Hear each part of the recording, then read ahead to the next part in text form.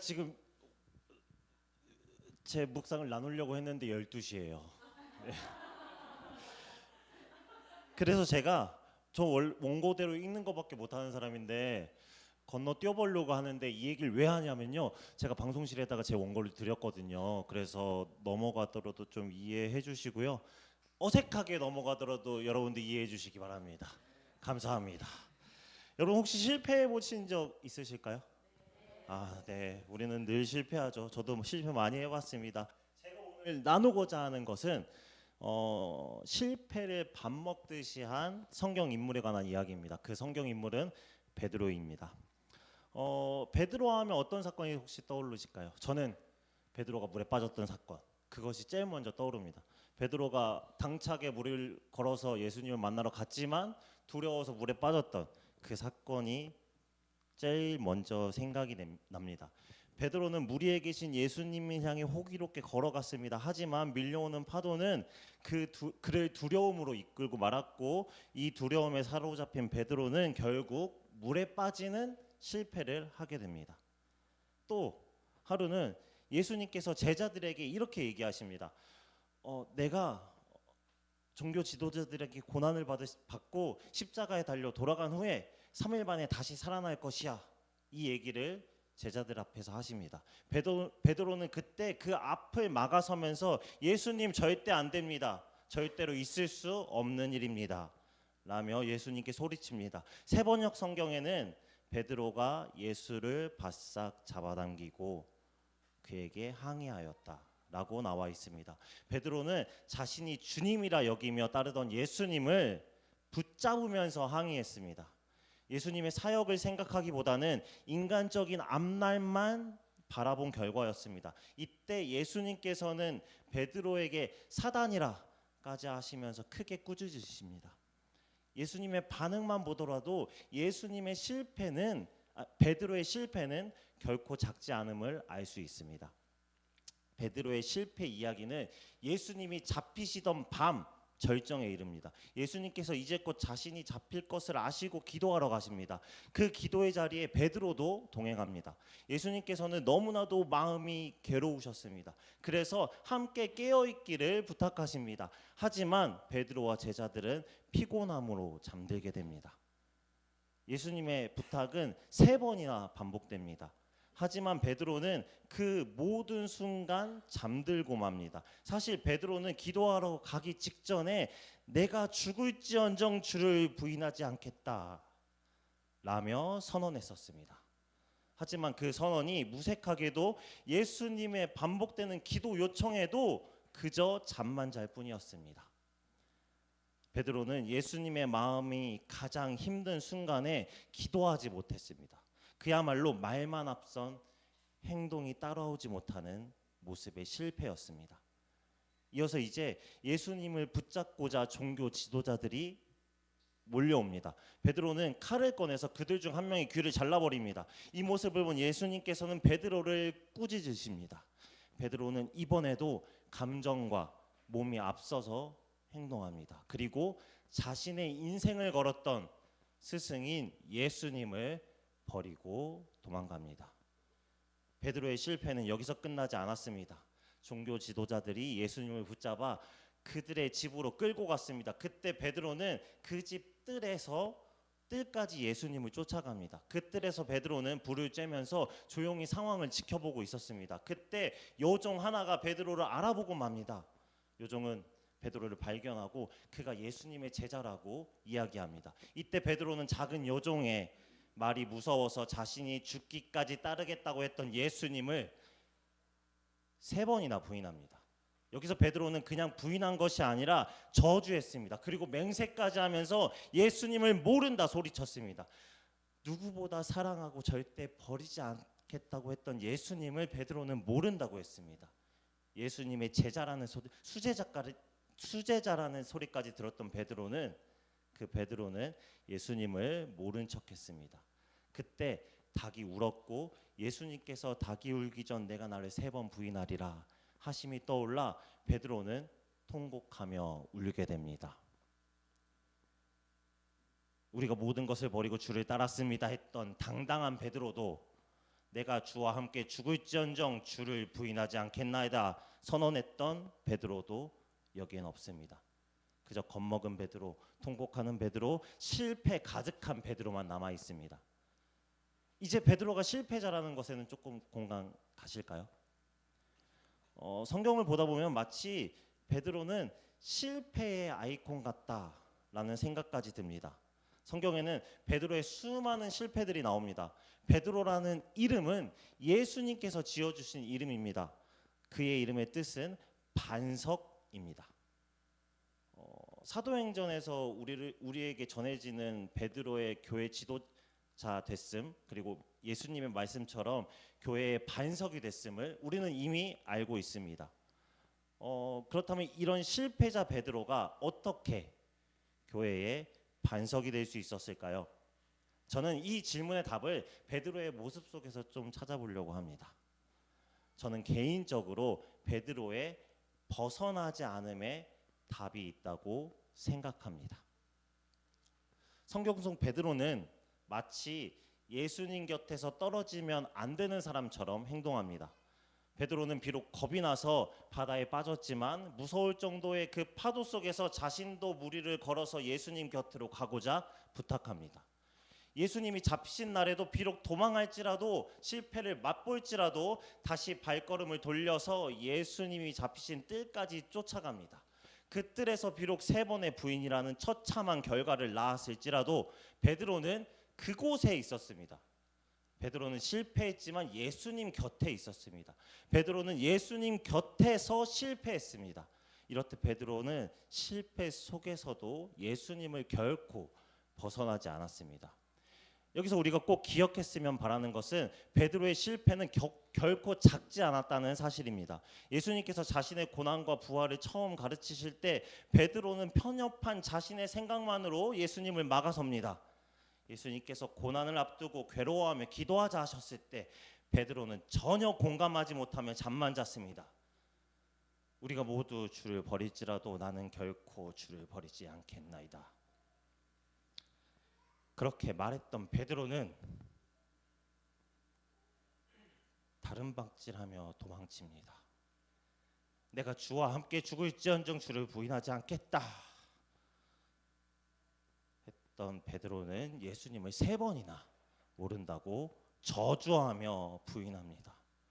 이후 베드로의 통곡이 말해주듯이 이 실패는 베드로에게도 절대 작은 실패가 아니었습니다. 이렇게 실패에 휩싸인 베드로를 예수님께서 찾아오십니다. 부활하신 예수님께서 제자들과 베드로가 물고기 잡으러 떠난 바다에 찾아오십니다. 베드로와 제자들은 그날 물고기를 한 마리도 잡지 못했습니다. 그렇게 허탕만 치고 있던 제자들에게 누군가 그물을 배 오른편에 던져라, 그러면 고기를 많이 잡을 것이다 라고 이야기합니다. 제자들이 그대로 행하자 그물을 들 수 없을 정도의 물고기가 잡힙니다. 그때 누군가 제자 중 한 명이 예수님이다 라고 외칩니다. 이 소리와 함께 베드로는 곧장 배에서 뛰쳐내려서 100m 가까이 되는 거리를 예수님을 향해서 뛰어갑니다. 다른 제자들은 한참 뒤에 물고기와 배를 끌고 와서 육지에 도착했다는 점은 베드로의 달랐던 마음을 보여주는 것 같습니다. 베드로는 비록 실패할지라도 예수님을 마음에 담고 있었습니다. 그 몸이 떨어질지라도 마음 깊숙한 곳에는 예수님에게서 벗어나지 않으려는 마음이 남아 있었습니다. 그리고 그런 베드로를 예수님께서 또한 찾아오셨습니다. 이후 예수님은 불을 피우시고 제자들을 부르십니다. 불과 며칠 전에 예수님을 부인하고 도망쳤던 베드로는 아직 실패의 감정에서 온전히 자유롭지는 않았을 것입니다. 예수님과 제자들 사이에는 정적이 흘렀을 것입니다. 예수님께서는 정적을 깨고 베드로에게 이렇게 물으십니다. 시몬아, 내가 나를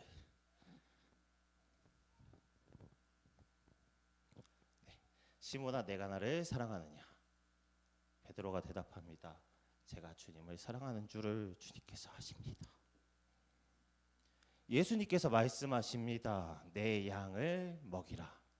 예수님께서는 같은 질문을 하시고 같은 대답을 하신 후 세 번째에 물으십니다. 시몬아, 내가 나를 사랑하느냐? 예수님의 동일한 세 번의 질문은 베드로를 근심하게 했습니다. 요한복음 21장 17절입니다. 주께서 세 번째 내가 나를 사랑하느냐 하심으로 베드로가 근심하여 이르되 주님, 모든 것을 아시오매 내가 주님을 사랑하는 줄 주님께서 아시나이다. 예수님께서는 동일하게 또 말씀하십니다. 내 양을 먹이라. 자신이 얼마 전 버리고 떠났던 예수님의 반복되는 사랑하느냐는 질문은 베드로의 마음을 그리고 그의 실패를 후벼 팠을 것입니다. 사실 이 질문과 대답은 베드로가 예수님을 부인할 때를 떠올리기에 충분했습니다. 지금 자신 앞에 있는 모닥불은 대제사장 뜰에 있던 몸을 녹이던 불을 떠올리게 했습니다. 지금 예수님의 동일한 세 번의 질문은 자신이 세 번이나 예수님을 보면 모른다 부인했던 그 순간을 떠올리게 했습니다. 이렇게 실패에 휩싸인 베드로에게 예수님은 굳이 세 번을 물어보십니다. 이때 베드로에게 있었을 강력한 찔림을 예수님께서도 알고 계셨지만 다시 물으셨습니다. 그리고 예수님의 이야기는 물음에서 끝나지 않았습니다.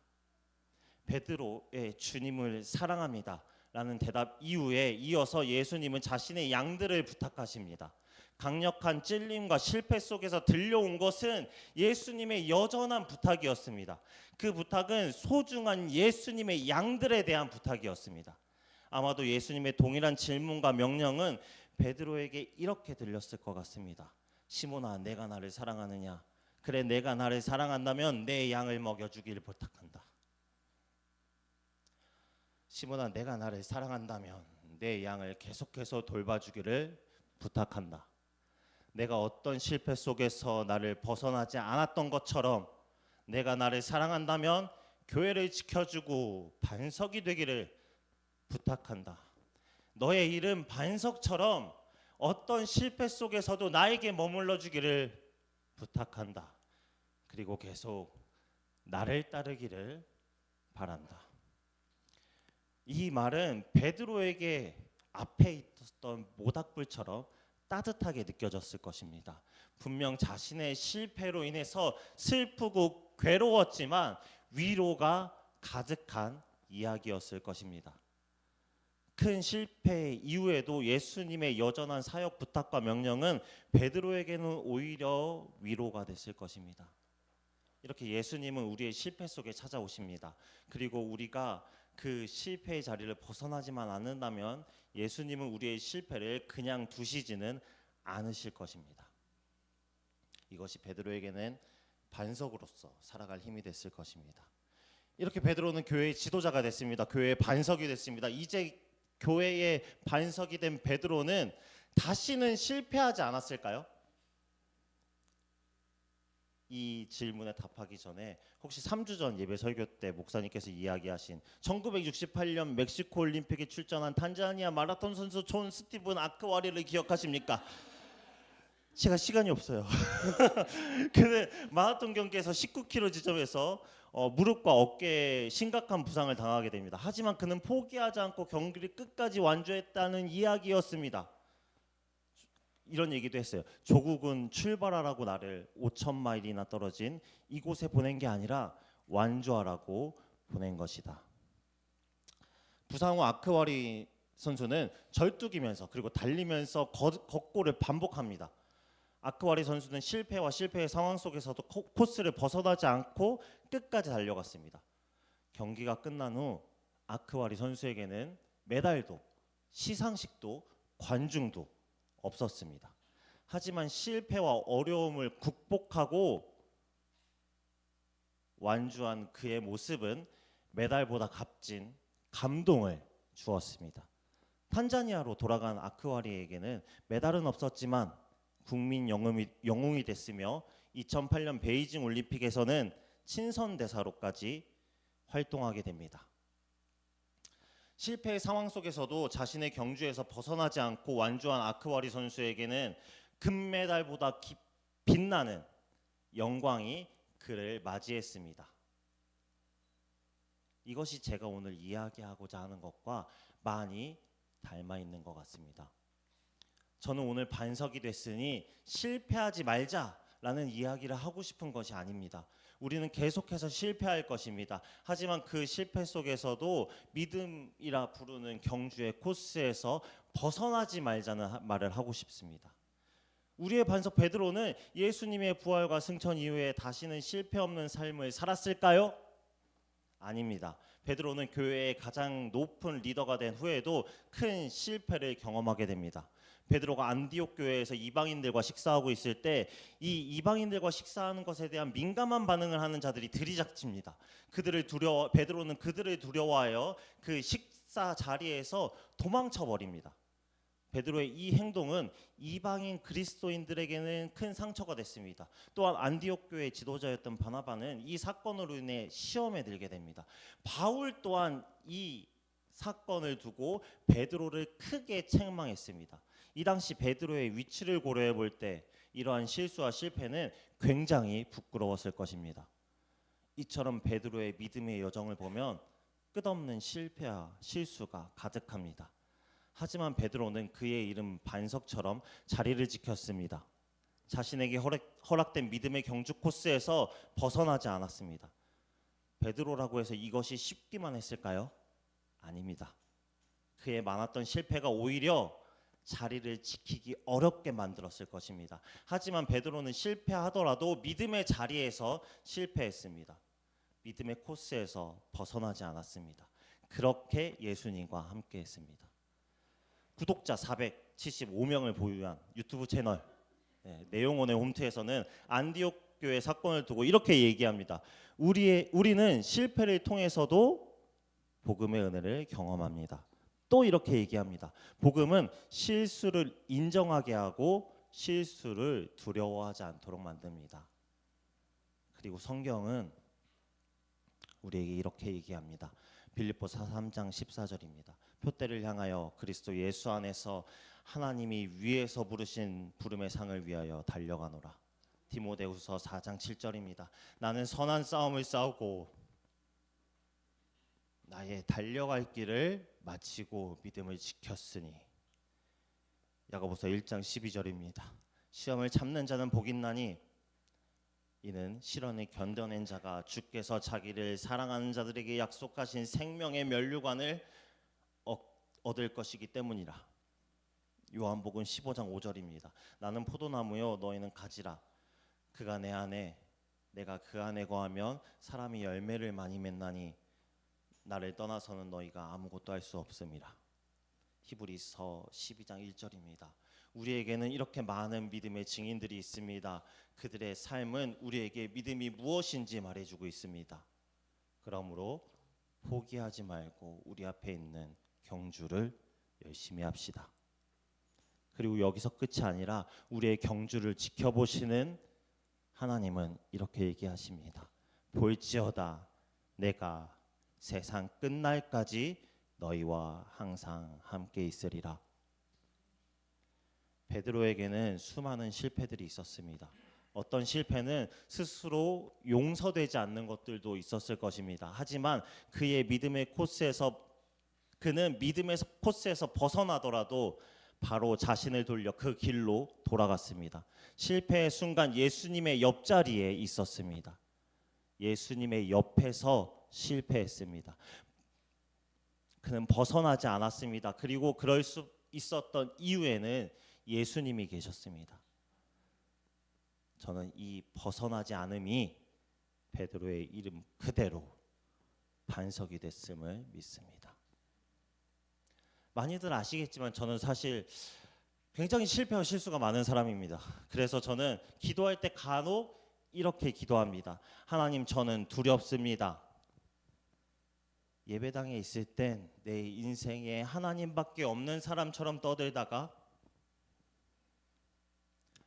저 예배당 문을 밟는 순간 하나님을 잊어버리는 제가 무섭습니다. 그런 제가 무섭습니다. 이렇게 기도하고는 합니다. 이만큼 저는 인생을 살아갈 때에 실수와 실패가 많습니다. 하지만 제가 실수쟁이이기 때문에 예수님 앞에 더 나아가고 싶습니다. 벗어나고 싶지가 않습니다. 왜냐하면 이곳에, 이 자리에 하나님의 은혜와 하나님의 위로가 있기 때문입니다. 베드로의 마음도 이것과 비슷하지 않았을까요? 베드로 자신은 실패투성이지만 예수님께 머물러 있었을 때 은혜가 있었습니다.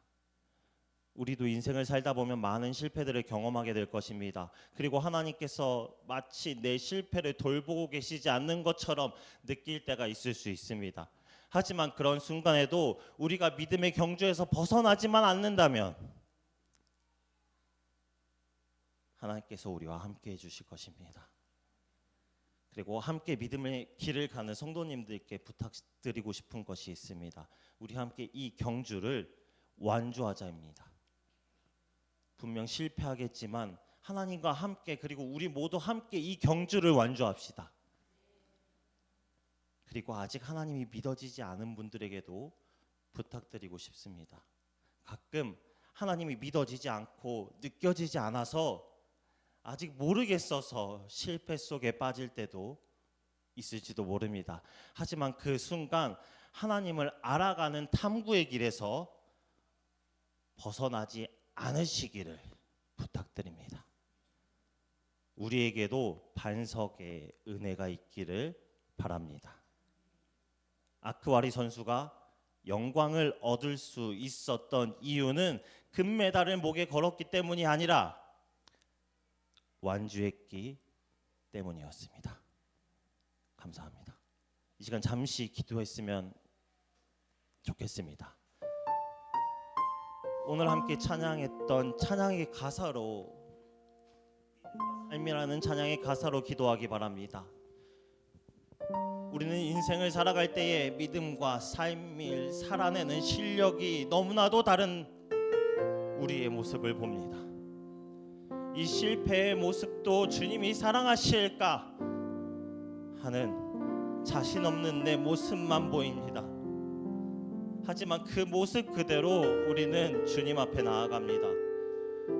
우리가 주님 안에서 벗어나지 않을 때 나 같은 자도 사랑해 주셨습니다. 그리고 주님은 한 번도 나를 떠나지 않으셨습니다. 주님은 실패 속에서 우리를 꾸짖지 않으십니다. 주님은 우리 손을 잡아주십니다. 주님